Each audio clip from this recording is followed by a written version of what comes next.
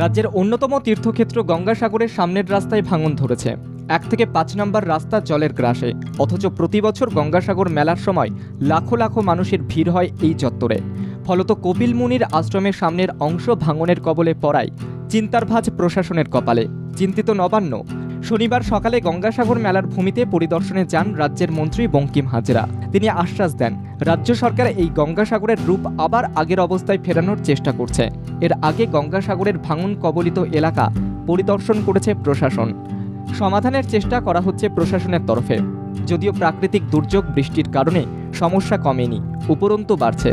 গঙ্গাসাগরের সমুদ্র গ্রাসের ফলেই আস্তে আস্তে কপিল মুনির মন্দিরের দিকে এগিয়ে আসছে গঙ্গা ভাঙন। স্থানীয় বাসিন্দাদের মত অনুযায়ী গঙ্গা ভাঙন রোধ না করলে কপিল মুনির ঐতিহ্য নষ্ট হয়ে যাবে। সেই ভাঙন কিভাবে রোধ করা যায় তার জন্য পরিদর্শন করলেন রাজ্যের সুন্দরবন উন্নয়ন মন্ত্রী বঙ্কিম হাজরা। খোদ রাজ্যের মুখ্যমন্ত্রী মমতা বন্দ্যোপাধ্যায়ও এ বিষয়ে যথেষ্ট উদ্বিগ্নতা প্রকাশ করেছিলেন আগেই।